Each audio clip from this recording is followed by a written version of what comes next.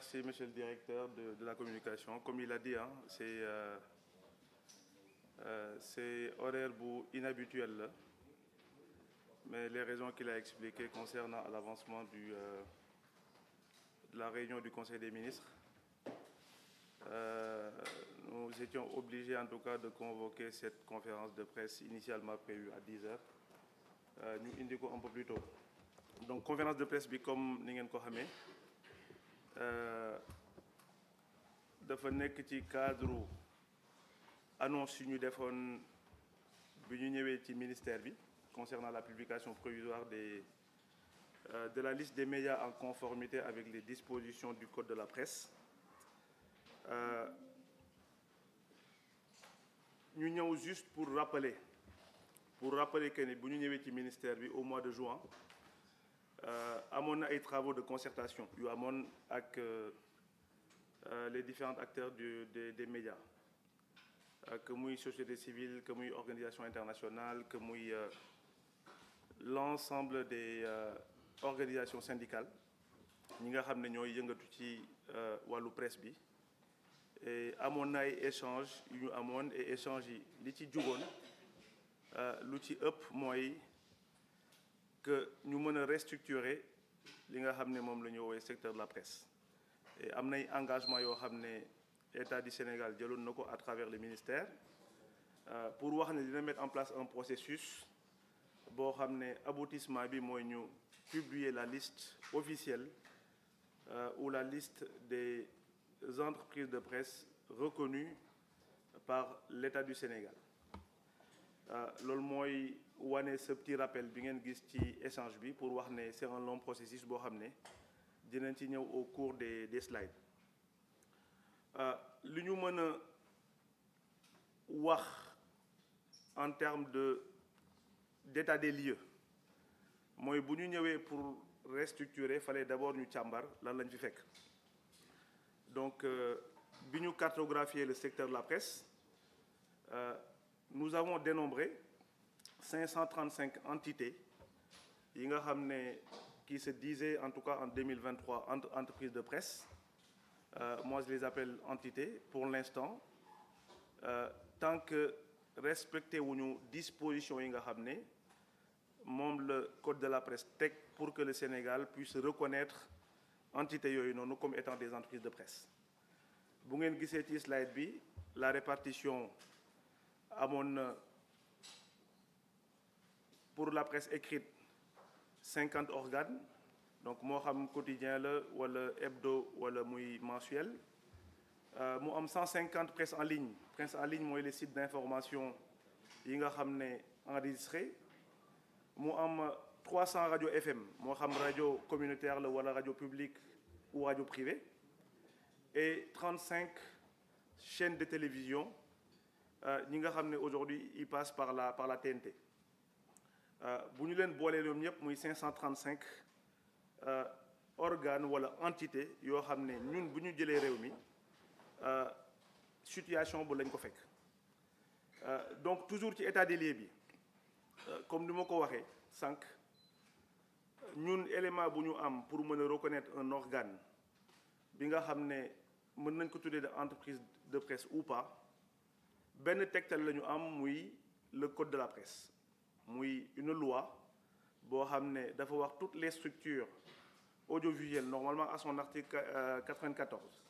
toutes les structures audiovisuelles moo xam rajo la wala télé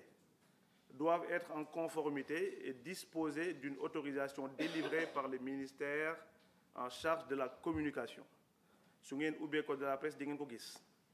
Et constat bi ñu defoon à l'époque, c'est-à-dire 4 mois wala 5 mois ci ginnaaw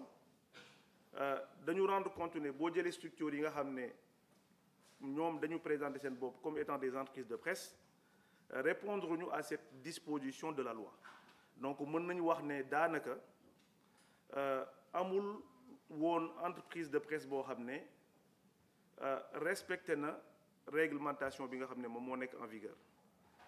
Donc juste rek pour rappeler que damay dégg souvent ñu ne le nouveau régime dafa am accointance ak la presse et cetera. Juste pour rappeler ñaari chose mooy article bi ma cité nii muy la loi ñu ngi ko mettre en vigueur en 2017 c'est-à-dire que boobu je pense pas que ñun ñëwoon nañ ci bopp réew mi. Deuxième élément bi mu mën a joxe mooy li nga xam ne moom ngeen gis en rouge ci slide bi c'est-à-dire que si l'État du Sénégal dafa animé woon par une volonté de bâillonner comme ça a été écrit ça et là wala ñu ñëw pour faagagal secteur de la presse je pense que amoon na assez d'éléments dès que bu ñu arrivé au pouvoir ñu mën a jël les dispositions pour arrêter ñëpp et demander à tout le monde de se conformer à la loi parce que li ñu gis comme constat mooy ce qu'on appelle la non-conformité d'une centaine de médias yi nga xam ne ils ne respectent pas les dispositions fondamentales de la presse gis ngeen ko sànq 535 yoo xam ne wane nañu ko et loolu causes yi ak conséquences yi mooy gis nañu déliquescence bi nga xam ne constaté nañ ko dans l'environnement que ce soit dans le secteur économique wala surtout dans la précarité ak ñi nga xam ne ñoom ñooy yëngatu ci wàllu média def nañ fi benn sortie il y a quelques mois de cela il y a 3 mois pour être précis pour wane ne rapport bi nga xam ne convention des jeunes reporters wanoon nañu ko ñu gis ci ne am na média yu bari disposition yi nga xam ne moom la loi bi teg ñu war ko warloo ak seeni employés amul mu entraîner vraiment un environnement boo xam ne avec une certaine précarité ci surtout journalistes yi nga xam ne ñoom ñoo war a exercer seen métier de journaliste de manière convenable li ñu gis aussi par rapport au premier slide sur les 535 ñu gis na am na prolifération de la désinformation et de la discours de haine dans les médias et c'est des pratiques yoo xam ne avec des acteurs non identifiés loolu mooy am na ñu bari ñuy yëngatu ci secteur bi qui se disent journalistes wala ñu yoowee seen bopp journalistes wala qui se permettent même d'avoir des chaînes de télé wala d'avoir des chaînes tout court que ce soit moo xam média en ligne la wala média audiovisuel en ligne di exercer métier journaliste alors que amuñu nekkuñu détentrice de carte de la presse amuñu aussi une formation adéquate pour mën a joxe information et loolu je pense que c'est d'abord la responsabilité de l'État du Sénégal parce que nit ñi libre nañu jug jël def lu leen neex wala ñu jël usurper fonction jàmbur mais nous partons du principe que l'État du Sénégal moom moo am cette responsabilité pour ku nekk milieu bi nga yëngatu nga war a am un certain nombre d'obligations légales yi permettre nga mën a am sañ-sañ boobu noonu pour mën a yëngatu ci milieu boobu noonu parce que damay wax souvent ne amul journaliste bu nekk Sénégal boo xam ne dina nangu par exemple quand il est malade de se faire opérer par un mécanicien wala par un carreleur donc on part du principe que ku ci nekk liggéey bi nga war a am da nga ko war a def ci ak ay chartes yoo xam ne état bi moo ko lal ba ñu mën a distinguer ku ci nekk métier bi nga war a pratiquer. mu am aussi ce qu'on appelle pratique mercenaire de la plume de plus en plus fréquent loolu je pense que bi ñu jubee élection yi ak léegi gis nañu pas mal de presse en ligne boo xam ne du ñu xam kan moo nekk ci ginnaaw il y a juste une page PDF qu'on voit avec des titres souvent pour faire la promotion d'un acteur politique wala ñu def ko juste pour saaga ay leaders politiques te du ñu xam réellement kan moo nekk ci ginnaaw et comme par hasard bu élection yi jeexee nous avons constaté qu'il y a une centaine en tout cas de ces entités qui se disent des médias ñu disparaître loolu aussi je pense que il appartient à l'État du Sénégal que mu remettre l'ordre par rapport ak ces pratiques yi nga xam ne indignes du journalisme que nous considérons nous étant un métier très noble et qui doit être fait ci ñi nga xam ne dañu am formation bi wala ñu am une expérience valable pour pouvoir l'exercer am aussi cette responsabilité ñu gis aussi ci une répartition inégale li nga xam ne mooy li état bi di joxe en termes de financement en termes d'aide muy la FADP ñu gis ne lu mat plus de 500 médias prétendons nañu am cette aide-là alors que bu ñu demee ba ci biir nous avons constaté que non seulement c'est des entreprises yoo xam ne existé wuñu légalement amuñu enregistré wuñu au niveau des services compétents yi nga xam ne boo naree tijji entreprise Sénégal ñoom ngay dem ñu jox la les documents administratifs bi nga xam ne moom moo lay permettre nga am ces médias là loolu aussi nous l'avons constaté. Juste pour ñëw ci état des lieux bi nous avons quand même entamé depuis quelques mois un long processus. Pourquoi c'était important ñu am surtout ce slide là pour montrer cette chronologie bi nga xam ne moo arrivé ak résultat bi nga xam ne moom la ñu am tey parce que je l'ai rappelé tout à l'heure ci samay njëlbeenu wax commencé nañu il y a 3-4 mois avec la mise en place de la plateforme et avant ñuy mettre en plateforme parce que pour mu am cette inclusivité nous avions décidé de faire un certain nombre de rencontres muy concertation avec tous les acteurs des médias moo xam da ngay représenter média dem nañu gis la ñu waxtaan ak yow ne la fii lañ nar a jëm moo xam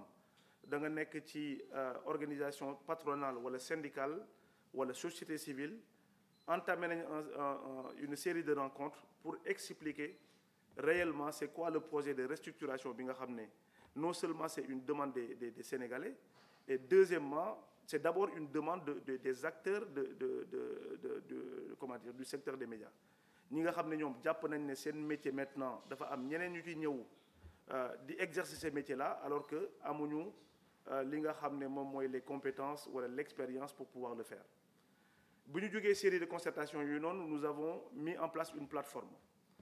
bi dinaa ci ñëw après de manière beaucoup plus ample plateforme bi nga xam ne aujourd'hui moom mooy nekk le guichet unique de l'État du Sénégal képp koo xam ne da nga bëgg enregistrer wu en tant que acteur en tant que média ou entreprise de média que nga mën a dem ci plateforme boobu noonu mën a enregistrer wu avec yeneen services yoo xam ne plateforme dina ko proposer dans les semaines et mois à venir et yooyu dinaa ci ñëw après de manière beaucoup plus ample. bi ñu jógee ci loolu la mise en place plateforme ñu teg benn arrêté boo xam ne mooy instituer une commission d'examen des déclarations parce que damay rappeler souvent ne même bu fekkee ne dañu nekk ci régime déclaratif am na aussi un certain nombre d'obligations légales notamment à travers la loi boo xam ne loi bi daf ko teg pour que ñu mën a am un cadre réglementaire et juridique bi nga xam ne képp koo xam ne da nga yëngatu ci secteur des médias nga mën ci soumettre. Ensuite on a installé le comité comme en date du 11 en date du 6 novembre 2024 après ñu dépouiller ñi nga xam ne may nañu leen ñu mën a enregistrer wu parce que initialement même ci sortie bu ñu mujjoon def dañu waxoon ne dinañu laisser 1 mois mais on a laissé 3 mois pour essayer pour respecter en tout cas et essayer de faire en sorte que tout le monde ñëpp ñi nga xam ne secteur média lañu ñu mën a am temps pour mën a ñëw ci plateforme bi enregistrer wu am assistance technique ñi nga xam ne amoon nañ des difficultés parce que ñu xam nañu ñëpp amuñu peut-être des facilités à utiliser les outils informatiques. Nous avions mis également en place un service dédié qui était fonctionnel H24 pour aider ñi nga xam ne am nañu problème pour mën a enregistrer wu ba ci li nga xam ne moom mooy tey jour bi nga xam ne moom la ñu publier moom la ñu fas yéene publier la liste officielle des médias. Pourquoi ñu ma insister ci slide bi parce que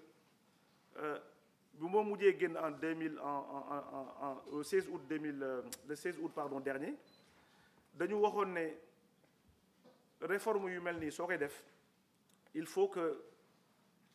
nga jël temps pour expliquer parce que encore une fois l'État du Sénégal ñëwul fii pour gàllankoor ay médias wala muy ñëw pour lépp lu war a jugal lii mooy accompagner des médias mooy médias yi ñu mën leen accompagner ñu mën leen restructurer ba ñu mën a xam kan mooy financer médias yi kan moom lan et cetera parce que je pense que c'est quelque chose quand même d'important et di ngeen mën a gis dans les slides qui viennent lan moo tax ñu def ce processus là. Je l'expliquais tout à l'heure aussi par rapport à la mise en place de la plateforme bi nga xam ne encore une fois bépp média boo xam ne suba enregistré woo ci wala déclaré woo ci média bi ñun mënuñu le considérer comme koo xam ne ku existé nga. Encore une fois l'État du Sénégal à travers ce ministère-là dina mettre toutes les possibilités en termes d'accompagnement pour que képp koo xam ne am nga difficulté pour s'enrôler wu ci plateforme bi nous sommes disposés à mettre en place des outils l'accompagnement pour que ñu mën la aider à ce que nga mën a conformer wu à la loi plateforme bi nag au-delà de les aspects déclaratifs dafa am yeneen aspect yoo xam ne yu important la parce que ñi nga xam ne tey dañu nekk ci régime déclaratif mooy ñi nga xam ne mooy les entreprises de presse notamment la presse écrite dafa am loo xam ne ñu koy woowee déclaration de parution wala dépôt légal boo xam ne dañuy xëy di ko def tous les matins